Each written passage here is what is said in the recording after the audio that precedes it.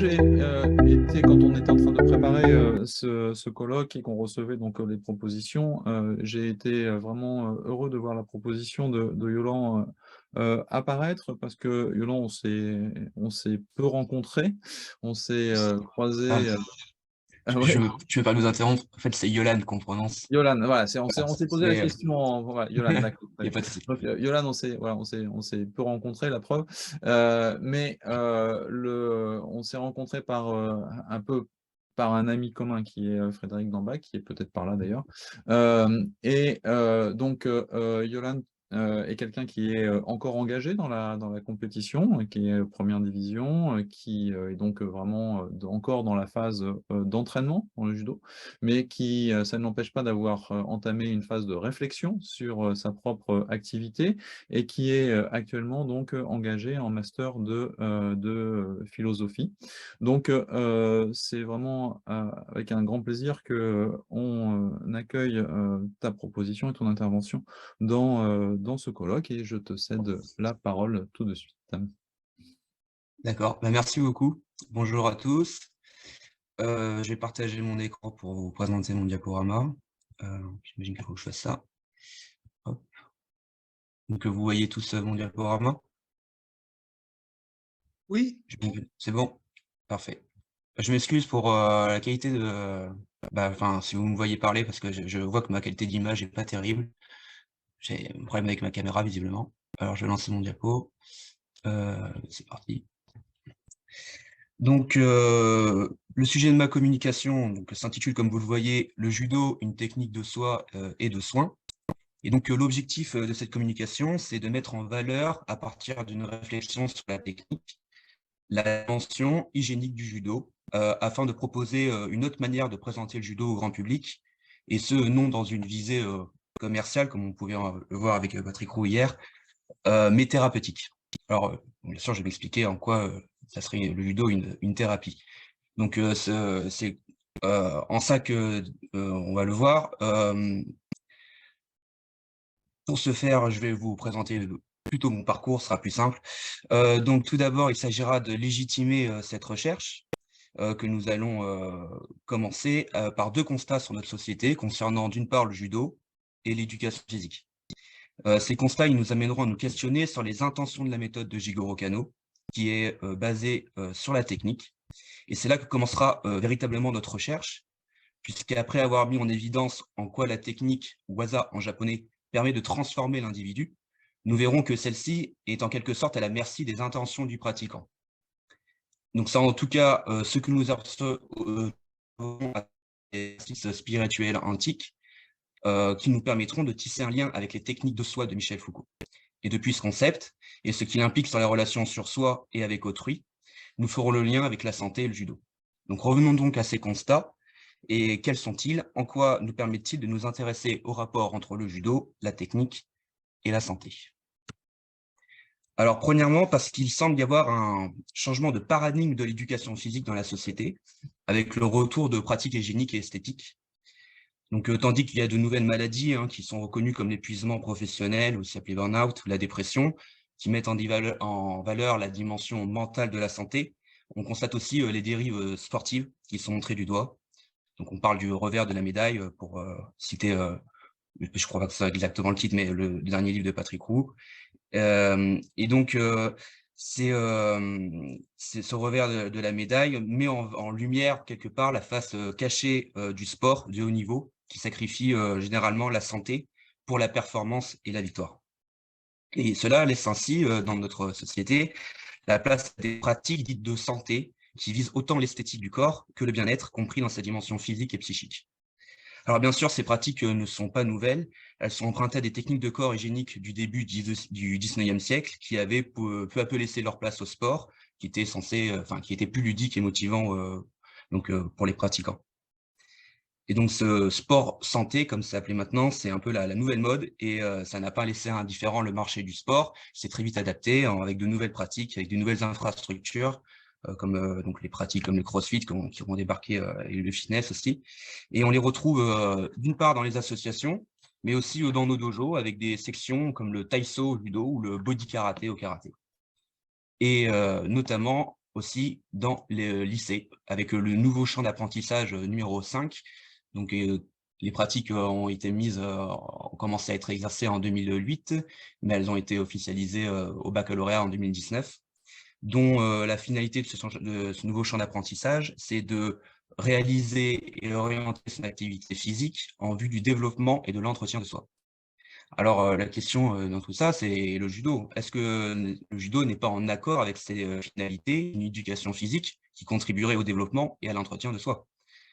C'est cette question qui nous amène quelque part à mon deuxième constat, celui que le judo est perçu comme un sport moderne et à juste titre, puisqu'il répond de fait aux logiques, de ces derniers, donc le sport-spectacle, la professionnalisation, l'objectif de croissance économique et du coup, la recherche d'un cheminement, personnel relégué au second plan, voire, absente des discours et des pratiques, dans certaines structures. Donc il nous faut, c'est bien sûr une dérive par rapport aux intentions de Kano et donc il faut qu'on reparte de ces intentions. Donc je vais résumer, succinctement, parce que ça a déjà été fait, très, très bien par, les gens qui sont passés avant moi. Voilà. Alors, l'intention de Kano, c'était de faire une éducation physique, intellectuelle et morale, donc selon le fameux triptyque de Spencer. Et l'idée, c'était qu'elle devait permettre de développer un corps bien proportionné et équilibré pour pouvoir s'adapter à une grande diversité de situations. Donc elle se différencie en fait des autres méthodes d'éducation physique de l'époque par son utilité, que rencontrent les maximes de Kano, à savoir Soryoku Zenyo et Jita Yoakyoe, et sa finalité, qui sont de contribuer à la société et de se réaliser en tant qu'individu. Kano on l'a défini autrement en 1927, je cite: «Le résultat obtenu», donc du judo, «est la réalisation de l'individu, la prospérité mutuelle, la vitalité de la nation, la bonne entente internationale et finalement la prospérité du genre humain». C'est la mission du Kodokan de réaliser vraiment ce noble idéal. Alors, à noter également, que la première condition de la méthode, de sa méthode, c'est la santé, qu'il définit comme, la base du bonheur individuel et comme ce qui nous permet d'être bons envers les autres. Donc les intentions de Kano, on le voit, sont totalement adaptées au paradigme actuel. Alors, maintenant, on va se pencher, sur le contenu, comment il va transmettre, ses idéaux. Donc le judo est une méthode basée sur la technique, c'est par cela qu'on commence et c'est une pratique, donc une méthode avant tout pratique, mais qui ne néglige pas, on l'a vu, un retour réflexif et théorique sur celle-ci. Donc c'est un budo, hein, le judo, et ça suit en ce sens le concept du do, c'est-à-dire d'un espace ou d'un domaine de cheminement, d'un parcours ou d'une progression à long terme. Et on distingue généralement donc 3 étapes dans la progression d'un budo. Là, je vais citer les définitions qu'en donne Roland Herbert-Setzer dans son Encyclopédie des arts martiaux et de l'Extrême-Orient. Donc la première étape, c'est Chu, c'est le stade où on respecte scrupuleusement ce qui est enseigné, la technique et la tradition. C'est le stade de l'imitation extérieure, où on copie le maître. A, c'est le stade où on domine la technique au point que l'on peut se permettre de commencer à se libérer du système et du carcan traditionnel. Le disciple a rejoint le maître. Et enfin, Li, c'est le moment où, après de dures années de pratique sous la férule du maître, on se sépare de lui, sans heurte, comme une chose naturelle et inéluctable, pour enseigner ou simplement vivre sa conception de l'art. L'évolution interne est terminée, est venu le temps où l'on va seul, devenu vraiment soi-même. Alors, l'appropriation de la technique constitue donc le cœur de la méthode, avec Ha, et dépend des représentations et du sens qu'on lui donne. Donc, Shu. Celles-ci sont transmises à notre initiation et évoluent au cours de notre cheminement et de nos prises de conscience sur notre pratique. Le judo contribue ainsi à la formation de l'esprit. Et c'est en ce sens qu'on peut dire que c'est un exercice spirituel. Mais avant de faire un parallèle avec la philosophie grecque antique, qui à ce stade semblerait un peu artificielle, il va falloir qu'on cerne en quoi la technique participe à la transformation de l'individu. Donc je vous propose d'étudier succinctement le concept de waza, donc qui est le concept qui réfère à la technique au Japon. Nicoline, que j'ai cité comment elle définit le waza, selon elle, c'est la notion de savoir-faire qui est exprimée au Japon par des locutions comme minitsukeru, c'est-à-dire faire adhérer au corps, intégrer une technique au point de le faire corps avec elle, et un terme, le waza n'est pas défini comme ça, mais le concept de savoir-faire est défini comme ça, et donc waza recouvre les notions de tour de main, d'habilité et d'astuce. Selon d'autres définitions dans le dictionnaire d'étymologie de Ono, Satake et Maeda, en 1976, pour cette édition, waza signifie aussi sens profond, une intention profonde, aussi un côté un peu religieux avec des célébrations d'obédience bouddhique ou shinto, un acte rituel chargé de sens. On retrouve aussi cette idée de travail, de tâche, d'art et de technique, mais aussi des acceptations un peu plus lointaines comme événements, état de choses ou déroulement, expédient, et aussi une conception, on va dire, négative de la technique qu'on peut trouver aussi en Occident, avec cette idée de malédiction, de ressentiment ou de dégâts. Alors, ce que je retiens de cette présentation du waza, c'est donc de ces définitions. Alors, il a pris un article aussi de Frédéric Julian, Masaki Shimada, Akira Takada et Xiaoji Chan, mais aussi de Basile Doganis, qui a écrit un livre qui s'appelle Pensée du corps. C'est que la conception japonaise de la technique manifeste donc une intention profonde de l'individu à travers l'acte réalisé, dans ce qui serait un complexe organique. Alors, il y a par exemple dans cette photo prise par Frédéric Julian, un agencement machinique, entre guillemets, pour reprendre l'expression de Doganis, qui s'inspire lui-même de Deleuze, et du système suivant, homme, outil, animal, chose.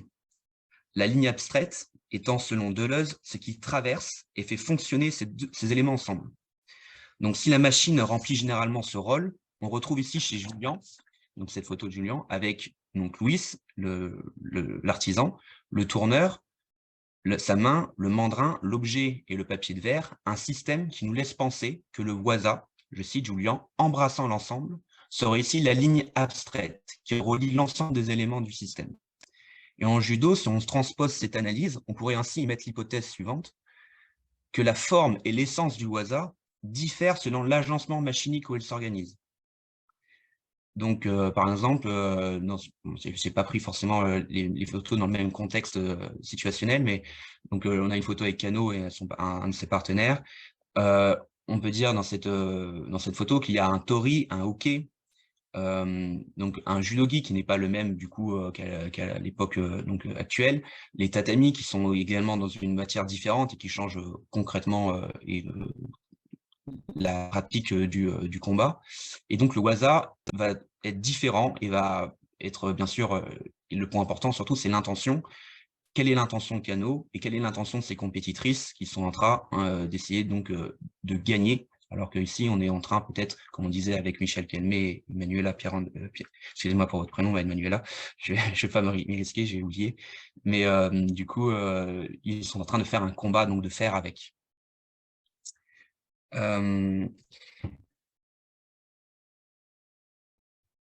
Donc, on va s'intéresser maintenant, on retrouve cette idée en fait dans l'exercice spirituel aussi d'une transformation de soi par la technique. Donc, comme l'explique Pierre Hadot, la philosophie antique visait un art de vivre pour se guérir des soucis de l'existence. La philosophie était donc un exercice comme l'attention, la lecture, la méditation ou la recherche, et c'était utilisé, dans ces pratiques-là, on retrouvait des principes qui étaient propres à la doctrine, et dans le but d'une part, de mieux se connaître soi et le monde, et d'autre part, de mieux s'y adapter. Donc, chaque école avait sa méthode thérapeutique propre. Ainsi, chez les stoïciens, par exemple, il s'agissait toujours d'avoir sous la main, prokairon, et de se mettre devant les yeux la célèbre maxime qui consiste à savoir ce qui dépend ou non de nous pour agir là où on peut agir. Alors, chez Kano, il faut juste finalement se rappeler les deux maximes, si on y va un peu simplement, mais que sont Saryoku Zenyo, que l'on peut traduire par bonne utilisation de l'énergie, et sa complémentaire, Jitakoe, dans sa forme contractée, qui signifie prospérité mutuelle. Alors, Kano, il est justifié donc, de cette manière. Donc, pour la première, quel que soit le but, si vous voulez le réaliser, il faut pour cela utiliser la force de l'esprit et de celle du corps, de façon à ce qu'elles soient les plus efficaces. Et pour Jitakoe, il arrive, si l'on désire prospérer, d'avoir besoin de recourir aux capacités d'autres. Il faut aussi parfois que d'autres me fassent des concessions. Pour cela, il ne faut pas que moi, de mon côté, je manque à aider les autres ou à leur concéder. Ces aides et concessions mutuelles expliquent la prospérité mutuelle. Ainsi, en théorie, la bonne utilisation de l'énergie, l'entraide et la prospérité mutuelle sont les pierres angulaires de la méthode qu'on peut dire qu'elles sont unies par la clé d'adaptation, ou Junoli, qui veut dire principe de l'adaptation. Ce premier principe que Kano découvre par la pratique des jujutsu et qui l'améliore en Saryogusanyu. Donc concrètement, quels sont les exercices spirituels du judo? Donc d'après Yves Cadeau, le travail qu'il a effectué dans sa thèse, on retrouverait le randori, le kata, le kogi et le mondo.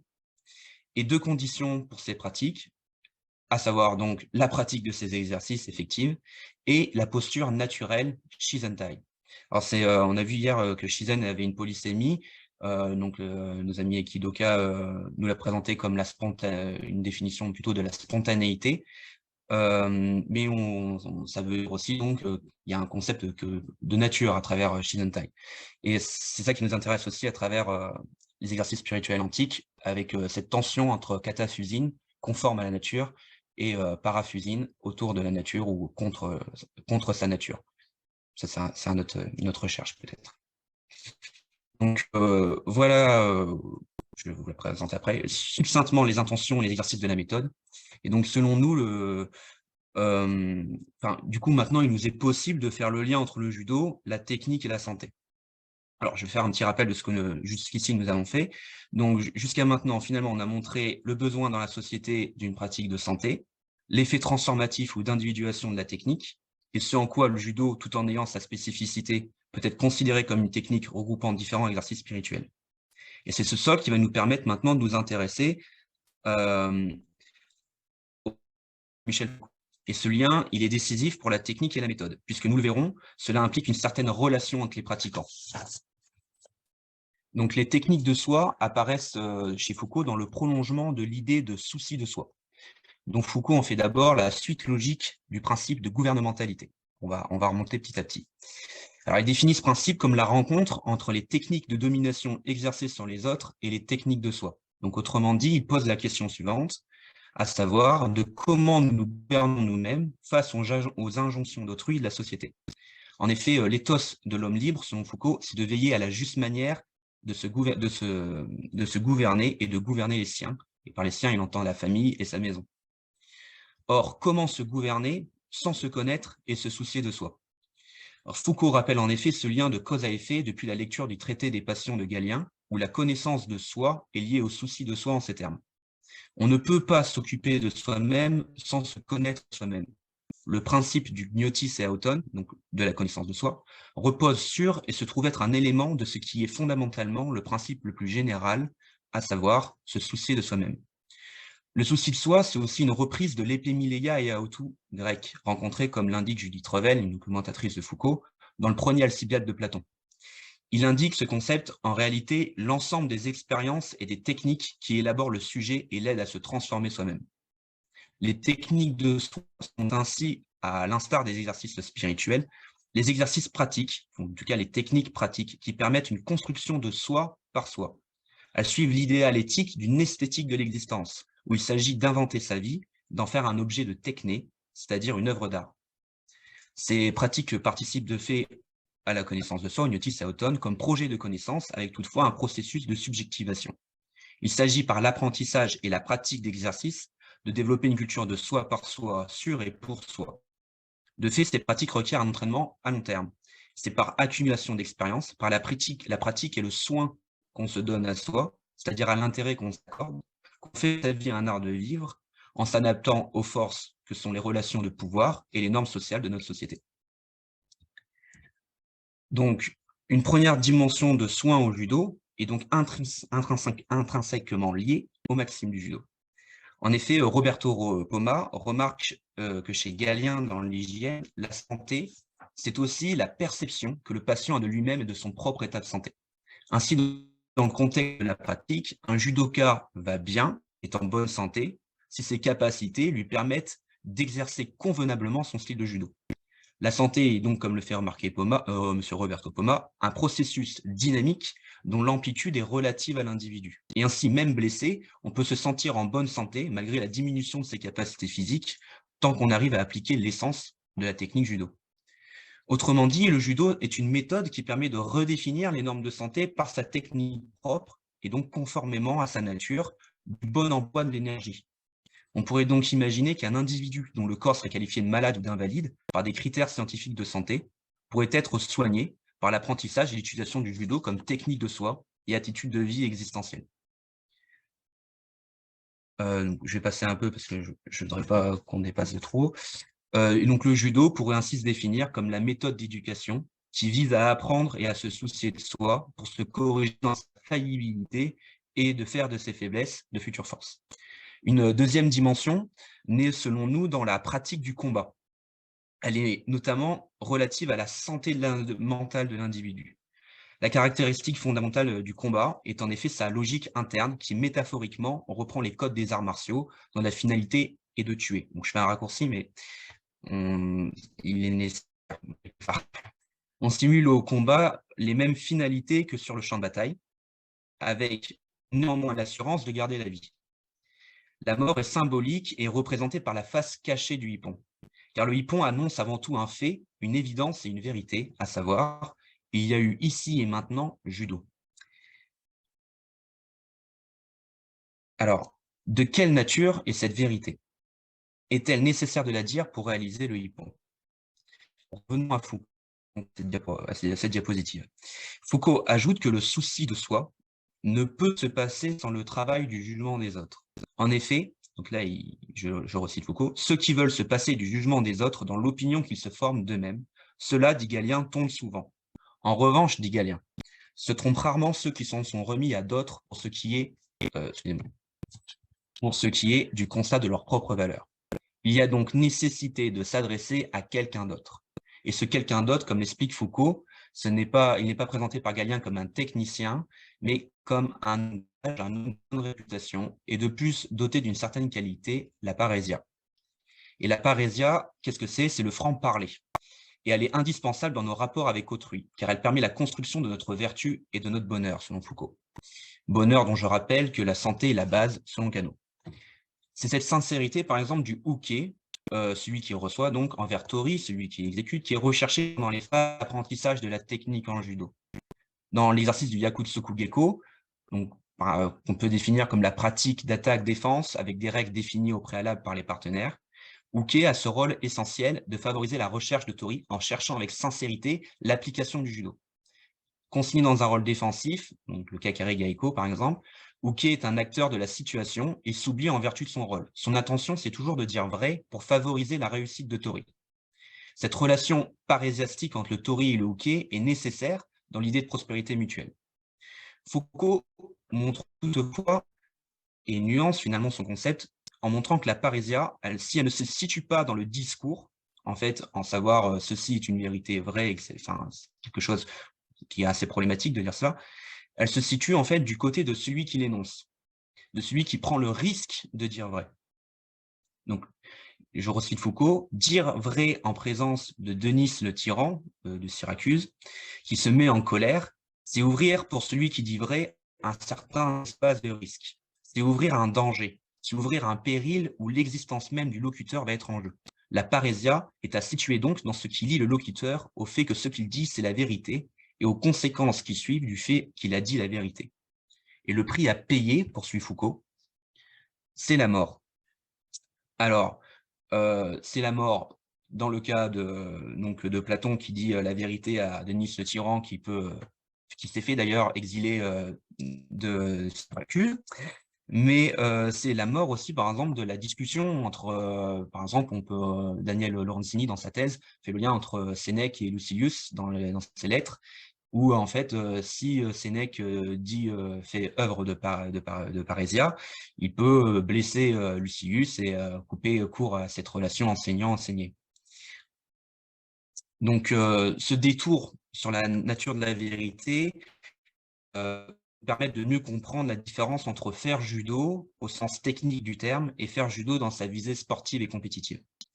Donc, en effet, dans le même sens où la parésia, elle se distingue de l'énoncé performatif, c'est-à-dire du dire qui effectue la chose dite, faire judo au sens technique, ce n'est pas mettre hippon dans l'objectif de gagner et de démontrer sa supériorité, mais c'est ouvrir un risque indéterminé. Je rajouterais même un espace de risque indéterminé.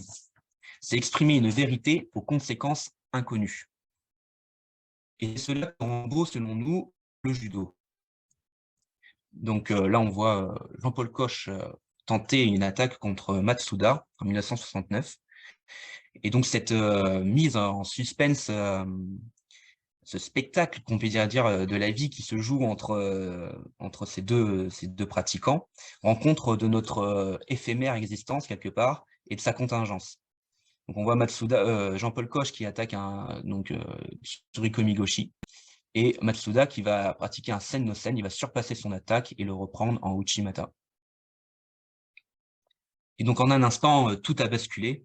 Les 4 appuis du couple de force, on voit à un moment donné, sont en déséquilibre. Et les deux, là en l'occurrence, un des deux pratiquants il va se retrouver sur le dos. Donc on pourrait dire qu'il y a parésia à chaque fois qu'il y a véritablement judo. Et au contraire, il n'y a plus parésia, et donc il n'y aurait plus judo, lorsque, je cite Foucault, l'énonciation de quelque chose provoque et suscite, en fonction même du code général et du champ institutionnel où l'énoncé performatif est prononcé, un événement tout à fait déterminé. Dans une démonstration de force, il n'y a donc pas techniquement judo. La vérité et la victoire authentique se trouvent dans l'utilisation de sa force et dans celle de l'autre par une utilisation optimale de l'énergie, selon le principe de Saryokuzenyo. Alors, je dis bien techniquement, parce qu'on peut rappeler que Saryokuzenyo vise à accomplir son objectif par le meilleur moyen, enfin le bon moyen. Mais on peut tout à fait penser que l'utilisation de sa force, si elle permet d'accomplir son objectif, respecte en partie les principes du judo. Mais seulement, on considérera que ce n'était pas du beau judo, ni du pur judo.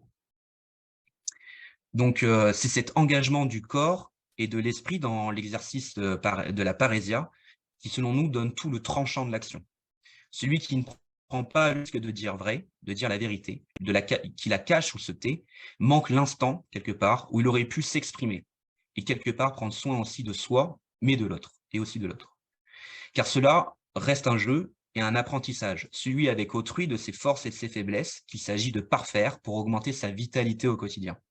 Ce rapport sur la liberté et la vérité que l'autre nous rappelle à chaque fois que l'on se saisit et que l'on peut retrouver par analogie dans la vie de tous les jours. Donc, pour conclure, si le sport reste un moyen intéressant de transmettre la pratique du judo, le contexte actuel, qui est plutôt sanitaire, favorise un nouveau mode de présentation de la méthode. On peut en effet présenter le judo, par exemple, comme l'art de bien savoir utiliser son énergie pour se préserver soi et les autres, mais aussi comme une méthode de recherche spirituelle, basée sur une progression. Donc il s'agirait dans un premier temps de rappeler le sens de la pratique par ces principes qu'on doit toujours avoir sous la main. C'est dans ce cadre que les pratiquants pourront s'exercer à leur application sincère et tendre à leur finalité, se compléter en tant qu'individu et contribuer au développement de la société. C'est, pourrait-on dire, la composante Shin du grade Shingitai. Et à ce propos, on peut rappeler que Shin peut être substitué, ou on peut y avoir une lecture qui est celle de Kokoro, le cœur-esprit, et que sa signification peut être tant nouveau que vérité, pureté et fidélité. Donc on retrouve ici la nécessité d'être véridique pour progresser sur la voie. Dans la continuité de Chu vient Ha, l'appropriation et la création de soi, par le biais de la technique. On retrouve ici notre première dimension de santé, avec la composante Gi de la progression Shingitai, et avec la composante Tai qui marque l'épreuve du corps et l'application des principes dans le combat, le pratiquant vérifie expérimentalement sa compréhension de ses connaissances. Il développe par là même une posture, une éthique qui contribue à parler son esprit et sa technique. Et enfin vient Li, la prise de conscience de sa progression, de ce qu'on a fait et des implications de nos actions sur sa vie quotidienne. Ainsi, d'une part, l'apprentissage de la technique vise à s'émanciper, à augmenter sa puissance d'agir et sa santé. Et d'autre part, elle permet l'apprentissage commun de la coopération dans un même but, s'améliorer en tant qu'individu. Ah, je crois que la fin est coupée. Bon, c'est pas grave. Donc enfin, en fonction des intentions et de la progression du pratiquant, le judo peut répondre aussi à des questions existentielles. La variété des exercices de la méthode, elle permet de se colorer, de se découvrir, d'accepter la vie dans son processus et dans son imprévisibilité. Que faisons-nous finalement quand nous pratiquons le judo? On pourrait répondre que nous actualisons ce que l'on est. D'où la possibilité, après réflexion, de se transformer et de devenir ce que l'on souhaite être. Le judo, comme la philosophie, peut ainsi être pratiqué comme une thérapie, une philosophie de l'action et du savoir-vivre. Voilà, je vous remercie pour votre attention.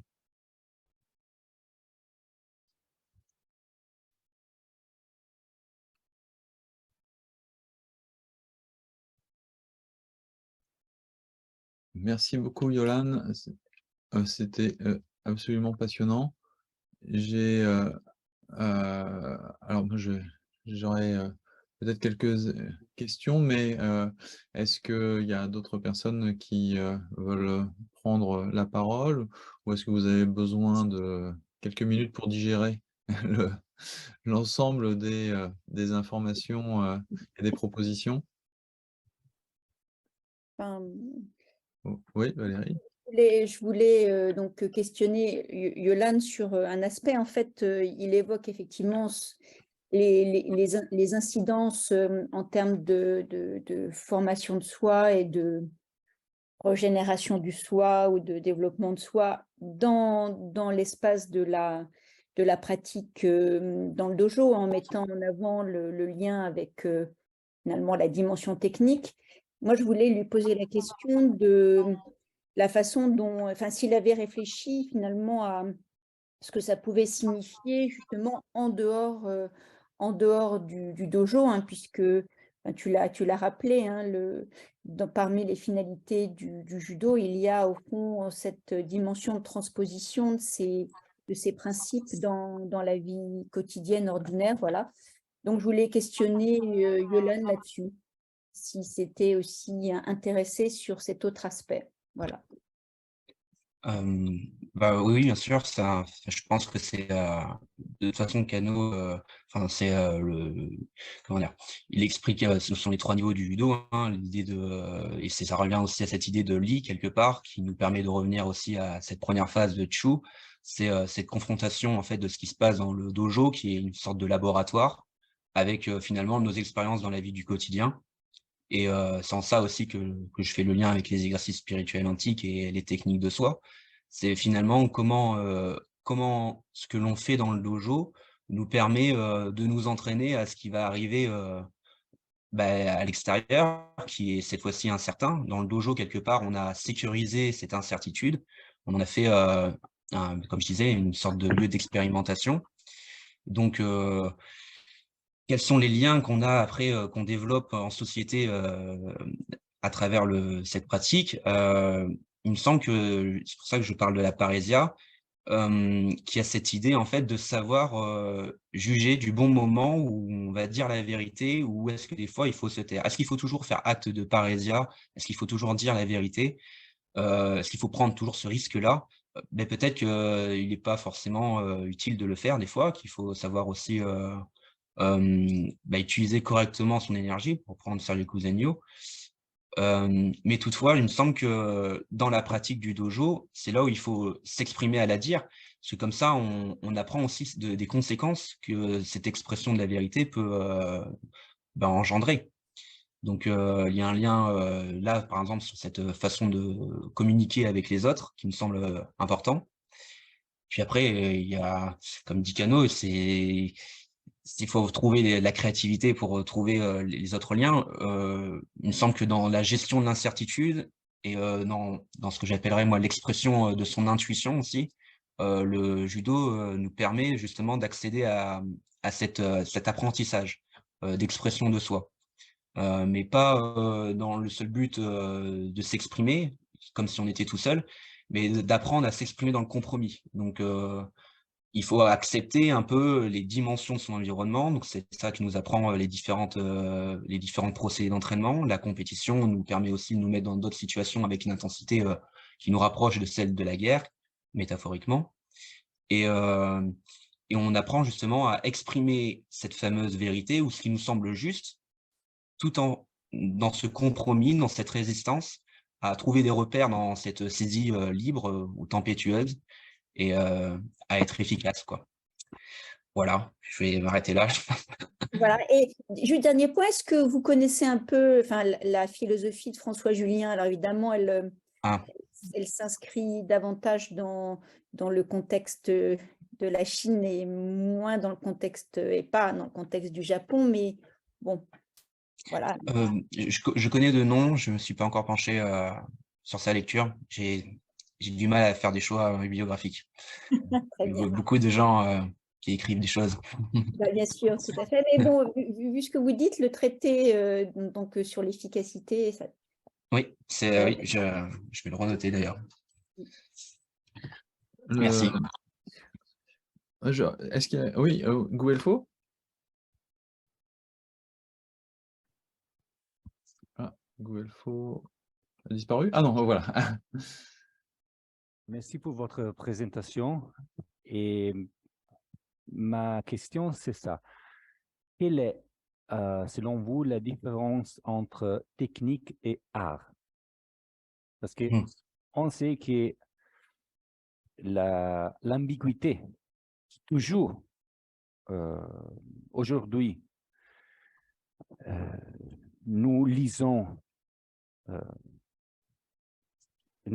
dans l'activité des artistes et des artisans, et nous faisons une différence entre cette activité, non?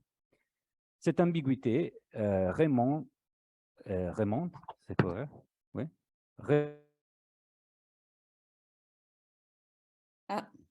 Qui vous avez rappelé. Et dans Platon, pour exemple, il y a la techné. Et la techné, c'est l'art. L'art de la sculpture, l'art de la de la peinture. Et après, les latins ont traduit techné par arts. Et nous avons cette ambiguïté aujourd'hui aussi entre technique et art. Alors, quelle est la différence entre les deux, selon vous? Ou la seconde question, c'est j'ai beaucoup, je suis intéressé à suivre votre distinction entre la joue comme une recherche de la technique et le do comme la part philosophique. Est-ce que vous pouvez ajouter quelque chose? Merci. Ok. Alors, la première question que vous me posez, une question délicate. Moi, la question comment je retournerai la question, serait plutôt de dire, est-ce qu'il y a vraiment une différence entre la techné et l'art, entre l'artisan et l'artiste? Cette distinction qui a été faite, elle est conceptuelle, elle a été source de courants différents dans les techniques et dans les arts, justement, dans l'histoire de l'académie aussi. Je maîtrise pas bien ce sujet-là, je l'ai exploré rapidement. Mais c'est pour ça que je suis reparti du concept de la technique au Japon, où il me semblait en fait que dans cette intention profonde qu'il y a à maîtriser, donc plutôt ce qui serait de la technique comme ars, une certaine esthétique finalement qui se dégage en fonction du contexte où on applique cette technique et qui devient finalement, dans tous les cas, une technique de soi. Après, qui prend une dimension esthétique ou pas, mais c'est selon l'intention en fait de l'artiste, ou en tout cas de l'artisan. Qu'est-ce qui différencie finalement l'artisan de l'artiste?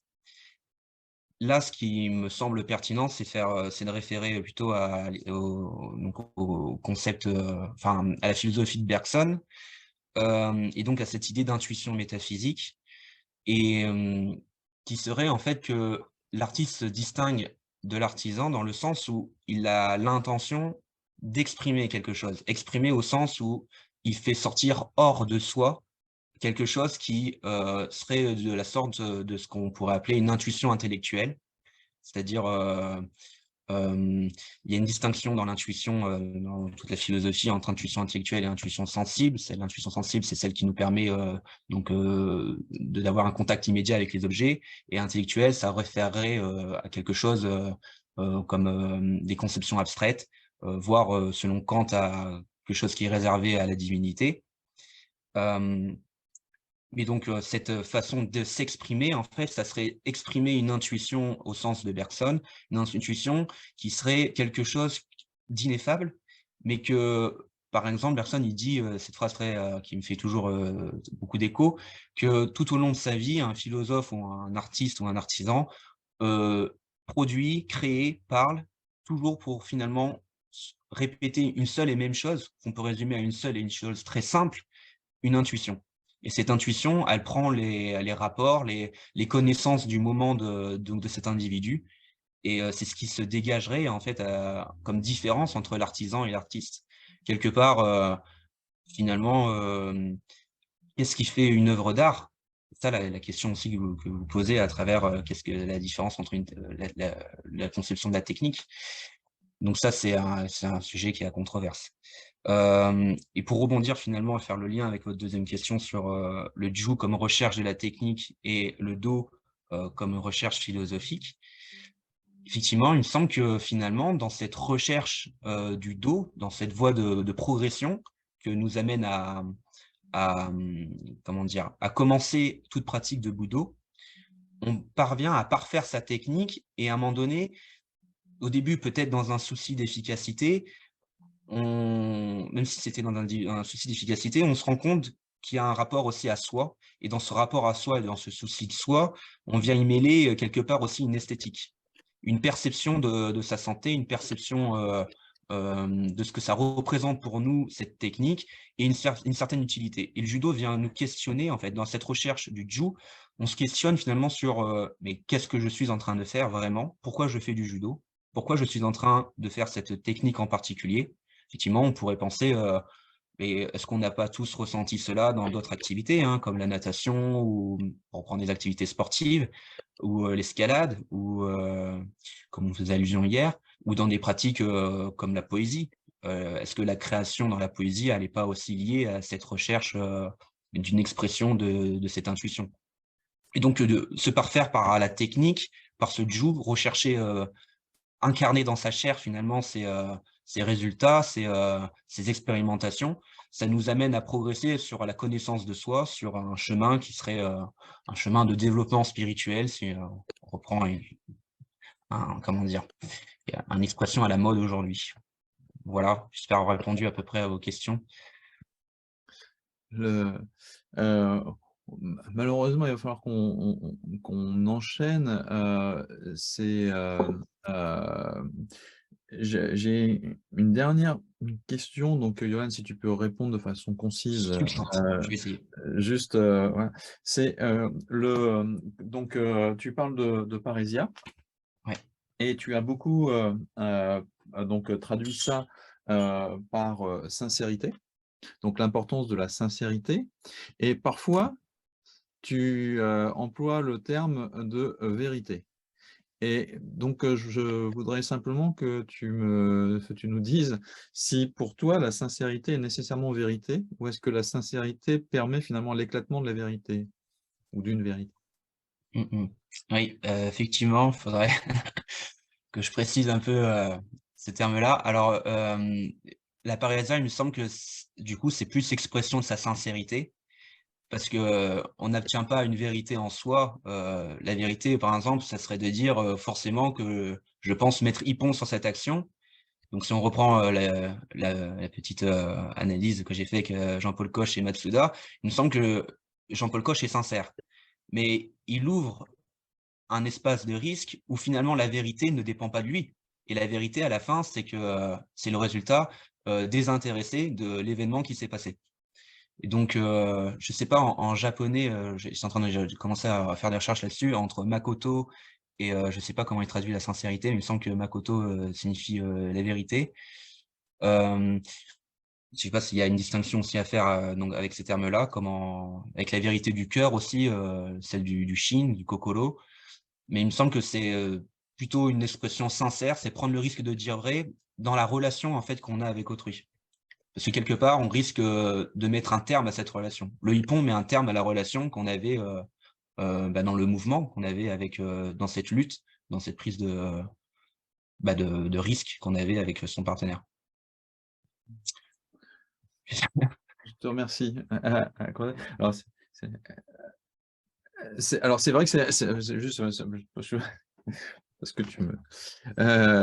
c'est vrai que le hippon met un terme à l'expérience, enfin, comme je vient de dire, mais pas à la relation, parce que c'est une expérience partagée. Donc, bien c'est sûr. souvent quelque chose qu'après on partage ensemble, même si, effectivement, mais donc c'est une vérité que l'on partage, que l'on partage ensemble. En tout cas, merci beaucoup. J'ai hâte de voir la proposition écrite de cette présentation.